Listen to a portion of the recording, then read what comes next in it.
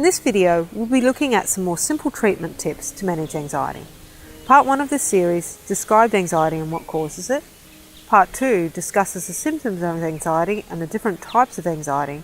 And Part 3 is looking at treatment tips. Keep a diary. The first step to managing anxiety is identifying specific situations that are making you stressed or anxious. One of the best ways of doing this is keeping a diary. Now, it doesn't have to be anything formal like Dear Diary. It could be as simple as a very quick daily opening up of a document and adding a note. There are also other mood trackers apps available for smartphones. Some are free, some are not. So sample what you have and you might find one very helpful. Structured problem solving.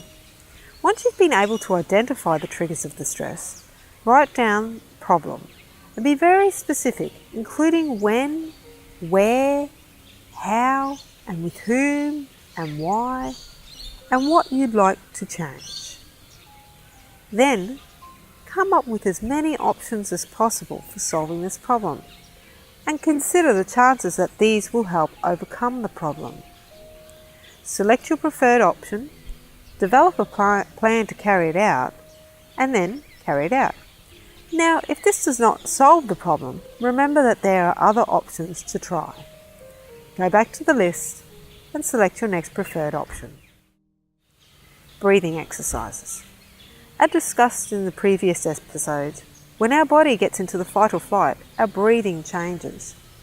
This can lead to unpleasant feelings such as lightheadedness and dizziness and confusion. Learning to breathe can actually help slowing it down and reduce the symptoms of anxiety. Gone are the days of the paper bag technique. There are several other techniques. Probably one of the most simplest is that you want to be able to do this anywhere, anytime. So, if you have yourself present, which I hope you do, then you can actually use a timing technique. Complete the following steps.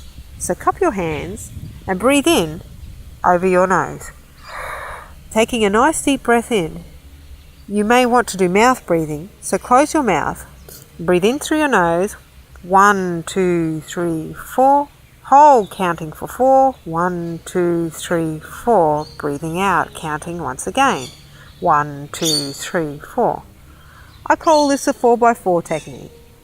Thinking of an off-road vehicle, then you can take a 4x4 out anywhere. Relaxation techniques. There are many types of techniques out there. There's progressive muscle relaxation, hypnosis, massage, and the list is endless on how many styles of books you can read that you can use, such as yoga, audio, or video recordings.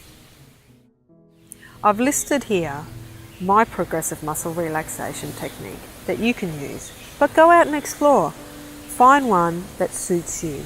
There are several techniques. Thought management. A simple technique is saying a coping statement or thought replacement such as, hang in there, it won't last much longer. There are several styles of thinking that can have someone feeling anxious, and this is where therapy, such as cognitive behavioural therapy with a trained psychologist, can be very helpful. They can assist people in recognising unhelpful styles and provide skills to challenge these thoughts. A pleasant activity each day. Now, it doesn't have to be a big, expensive or long activity as long as it's enjoyable. Exercise. I know it feels as though health professionals are saying going on and on and on about exercise. There are, of course, other benefits to exercise, but research has found the best behaviour out of everything for anxiety a person can do to reduce anxiety is exercise. But like you're acting out in the fight or flight response, the body is getting out there in a natural, relaxed state. Reduce caffeine.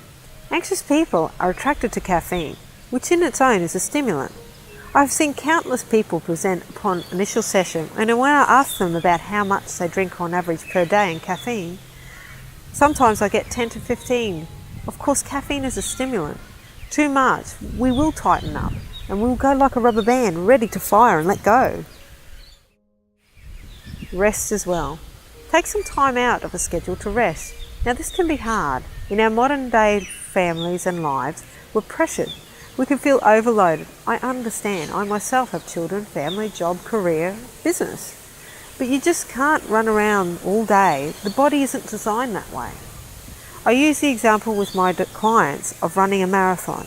Now if I'm running a marathon, and there's plenty of people in the world that do, I myself included, you will finish the race. But how does it look when you finish a race?